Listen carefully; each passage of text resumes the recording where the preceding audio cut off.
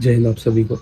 स्वागत है मेरे इस नए सेशन में आपका, जहाँ पे हम चीज़ों को बहुत ही फ्लुएंटली और समझदारी से पढ़ेंगे। जहाँ पे मैं आपको राजनीति शास्त्र को जीरो से स्टार्ट करूँगा और वीडियो में बने रहेंगे तो आपको पता चलेगा कि किस टाइप से चीज़ें राजनीति में होती हैं और इसके अंतर्गत क्या-क्या रहता है। कोई आम इंसान है या स्टूडेंट है, कोई भी इसको समझ सकता है। जितना मुझे पता है, कुछ इसमें मैं त्रुटियाँ भी कर सकता हूँ।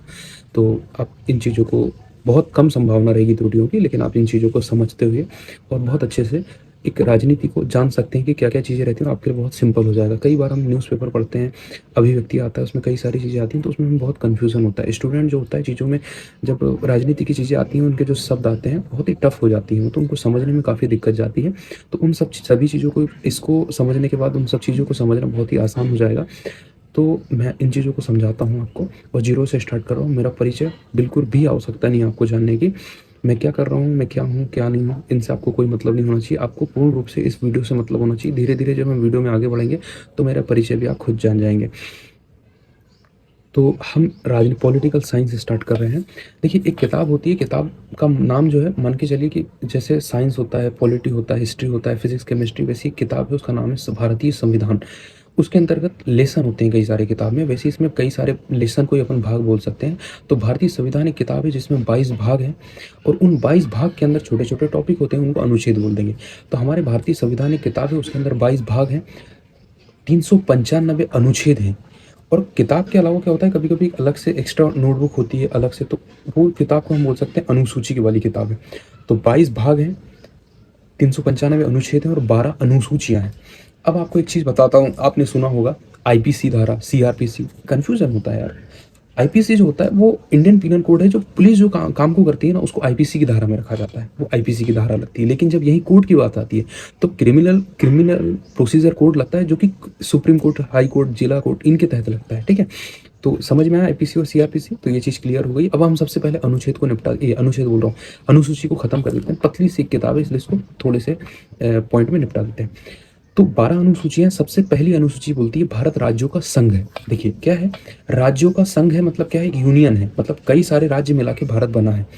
तो इसमें यही बात को रखा गया है। जैसे अमेरिका है, वो भी क्या है, फेडरेशन है वो, लेकिन अमेरिका भी कई सारे राज्यों को मिलकर बना है, वैसे भारत भी कई सारे राज्यों को मिलकर बना गया है, ये मिलकर बना है। ये अनुसूची 1 में बात कही गई है। अनुसूची 2 में वेतन की बात कही गई है, जितने भी लोग हैं वो सब जो वेतन ले रहे हैं उनकी बात अनुसूची 2 में कही गई। 3 में जो शपथ लेते हैं उसकी बात कही गई है। 4 में राज्यसभा की बात करी गई है।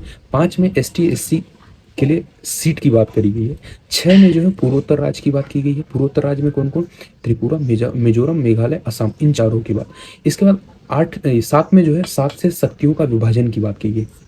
अब देखिए, जैसे क्या होता है, भारत में केंद्र भी है, राज्य भी है, तो सबकी शक्तियों को तो डिवाइड करना पड़ेगा ना। जैसे आर्मी है, राज्य आर्मी में दखल अंदाजी नहीं दे सकता है। और पुलिस जो है, पुलिस जैसे अब हर राज्य में अलग अलग होती है, तो अब एमपी पुलिस राजस्थान की पुलिस या यूपी की पुलिस को दखल अंदाजी नहीं दे सकती है, वो अपने अपने राज्य उसके हिसाब से चलते हैं। तो ऐसी क्या है कि कई सारी चीज़ें, कई सारे टॉपिक हैं, उनमें शक्तियों का विभाजन कर दिया गया कि किसके पास कितनी शक्तियां रहेंगी। जैसे केंद्र है, तो केंद्र को जो है ये संघ सूची में रखा गया है। ठीक है, शक्तियों का विभाजन अनुसूची 7, उसमें 4 रूप से डिवाइड किया गया है। पहली है संघ सूची, जिसमें 100 विषय में केंद्र अपने आप, मतलब अपने तरीके से चीज़ों को इधर उधर कर सकता है। 100 विषय रखे गए हैं। राज्य सूची में राज्य आ जाते हैं, तो इसमें 52, पहले 57 थे, अब 52 विषय को रख दिया गया है। 57 थे ना पहले, 57 विषय थे, अब 52 विषय हो गए। ठीक है, इसके बाद आता है संघ सूची के बाद समवर्ती सूची। समवर्ती सूची क्या है, जब केंद्र और राज्य जो है, ये दोनों जब चीज़ों पे हस्तक्षेप करते हैं तो उसी को समवर्ती, दोनों का मिक्सचर है। मतलब जैसे मान के चलिए वन है, वन में क्या है, केंद्र भी हस्तक्षेप कर सकता है और राज्य भी कर सकता है, दोनों कर सकते हैं। अब ऐसा नहीं है कि पता चले जिस राज्य में वन है वहाँ पे राज्य बढ़ा बढ़ उसको काटे जा रहा है, तो केंद्र इसमें रोक भी लगा सकता है। तो इसलिए इन चीज़ों को कहाँ रख दिया गया है, समवर्ती सूची में। समवर्ती सूची में टोटल कितने विषय हैं, इसमें है, माफ़ करिएगा, एक छोटी सी गलती हो गई, एक छोटी सी गलती हो गई। जो राज्य सूची है ना, उसमें पहले 67 विषय थे, अब 61 हो गए हैं। समवर्ती सूची में पहले जो थे वो 47 विषय थे, अब 52 हो गए। तो आपको सिंपल सी चीज़ याद रखना है, संघ सूची में 100 विषय, राज्य सूची में 61 विषय, इसके बाद जो हमारी समवर्ती सूची है, उसमें 52 विषय, और एक आती है अवशिष्ट सूची। अब देखिए कई सारी नई नई चीज़ें जुड़ती जाती हैं, सोशल मीडिया हुआ, परमाणु बम हुआ, नई नई चीज़ें आती जाती हैं, तो इनको अवशिष्ट सूची में रखा जाता है। इसमें कई सारे विषय बढ़ते चलते हैं, हर एक दिन नई नई चीज़ें होती जाती हैं, ठीक है। तो ये काय में आ गया अपना अवशिष्ट सूचियाँ। मान के चलिए कि कहीं दंगा फसाद हो रहा है, पहले तो अब नहीं होते थे ना, मतलब चीज़ें, कई सारी चीज़ें, मॉब लिंचिंग है वो पहले भी होती थी, लेकिन इतनी कई सारी चीज़ें भी होती हैं उसमें। तो अब वो सब चीज़ों को भी क्या हो गया, अब ये मत सोचिएगा कि बुलेट का साइलेंसर कोई चेंज कर रहा है तो उसमें समवर्ती सूची में कोई विषय जोड़ दिया जाएगा, वो सब चीज़ें नहीं होती, छोटी मोटी चीज़ें नहीं होती, अच्छी खासी चीज़ों को रखा जाता है, छपरीपना नहीं होता है, ठीक है। इसके बाद जो आता है हमारी नेक्स्ट जो आती है 7 अनुसूची हो गई, 8वीं अनुसूची। 8वीं अनुसूची में बात कहा गया है भाषाओं की, जो हमारे देश में 22 भाषाएं हैं जो संवैधानिक रूप से एक्सेप्टेड हैं, उनकी 22 भाषाओं की बात 8वीं अनुसूची में। 9 आता है भूमि सुधार, 52वां संविधान संशोधन द्वारा। संशोधन क्या होता है, भूमि सुधार, माफ करना, भूमि सुधार पहला संविधान संशोधन था। मान के चलिए घर है, घर में दादाजी ने बोल दिया कि आज से इस घर में ऑयली चीज़ें नहीं बनेगी, अपने आप में क्या हो गया, एक संशोधन, अमेंडमेंट हो गया। तो वैसे क्या होता है हमारे देश में भी पहली बार दूसरी बार कुछ ना कुछ चीज़ों को इधर उधर संशोधन किया, कोई चीज़ खराब है तो उसको बिगाड़ने के लिए कुछ ना कुछ संशोधन तो करना ही पड़ेगा ना। तो 9 में भूमि सुधार है, और इसमें कहा गया है, इस पहला संविधान संशोधन यही था 9 वाला, ठीक है। 10 में दल बदल की बात की गई, दल इधर से उधर बदलना, नाम से स्पष्ट है। तो दल बदल की बात 10 में कही गई है। इसमें यह है कि कोई भी राजनीतिक पार्टी का कोई व्यक्ति है, वो जीत गया, बीजेपी में जीत गया या कांग्रेस में जीत गया, तो एक दूसरे दल में नहीं जा सकता है, जा सकता है लेकिन उसका अलग प्रावधान है। लेकिन यहाँ पे स्पष्ट रूप से बात कही गई है, दल बदल नहीं कर सकते। 10वीं अनुसूची जो है, 10वीं हो गई दल बदल। 11वीं में पंचायती राज यानी पंचायत की बात करी गई है, ठीक है। इसके बाद आता है, इसको शायद 73वां संविधान संशोधन 1976 या 19, अरे यार ये जो खिड़की है ना ये परेशान कर रही, तो 1993 में लागू किया गया था 73वां संविधान संशोधन, ठीक है। इसके बाद 12वां जो आता है उसमें नगर निगम रखा गया है, जो वो है ना नगर पालिका जो है ना, इसको रखा गया है, नगर निगम बोल रहा हूँ, नगर पालिका, ये खिड़की के चक्कर में डिस्टर्ब हो रहा है, ठीक है। तो नगर पालिका के बाद 12 अनुसूची में की गई है। तो 12 अनुसूची क्लियर हो गई। अब देखिए, अब आपको छोटी सी चीज़ बता दे रहा हूँ, ये हमारी हो गई अनुसूचियाँ, ये किताब हमारी खत्म हो गई। अब आते हैं हम किसमें, भारत के संविधान में आते हैं। भारत के संविधान में आने से पहले मैं आपको एक छोटी सी चीज़ बता देता हूँ। पहले हमारा भारत क्या था, अखंड भारत था। अफगानिस्तान, पाकिस्तान, म्यांमार, ये सब जो चीज़ें थी भारत में इंक्लूडेड थी। लेकिन धीरे धीरे क्या हुआ कि सब चीज़ें टूटती गई। जैसे अफगानिस्तान 1893 में अलग हो गया और एक डूरंड लाइन खींच दी गई कि अफगानिस्तान की कोई मतलब दिखती नहीं वो लाइन, बस ऐसी बना दिया गया सीमा की, अफगानिस्तान इधर है, भारत इधर है। वैसे जो हमारा म्यांमार था ना, मतलब बर्मा जो था, पहले उसका नाम बर्मा था, ये 1935 अधिनियम के तहत 1937 में अलग कर दिया गया। पहले हमारा जो देश था वो ना राज्य थे नहीं, तो रियासतें थी। तो 552 रियासतें थी हमारे भारत देश में। अब क्या था कि सरदार वल्लभ भाई पटेल और वीपी मेनन ने एक साथ मिलकर के क्या हुआ, सारी रियासतों को एकजुट करने की कोशिश करी, और ये सफल भी हुए। लेकिन 3 रियासतें बहुत ही उदंड टाइप की थी। उदंड मतलब कहना चाहिए कि वहाँ के जो शासक थे ना, अपने आप को एक्स्ट्रा ऑर्डिनरी समझते थे, और उसका उनको परिणाम भुगतना पड़ा। पहली जो थी जूनागढ़, भाई साहब कुत्तों का शौकीन आदमी, उसका ये था कि मेरे को पाकिस्तान में मिलना है। गुजरात की रियासत थी जूनागढ़।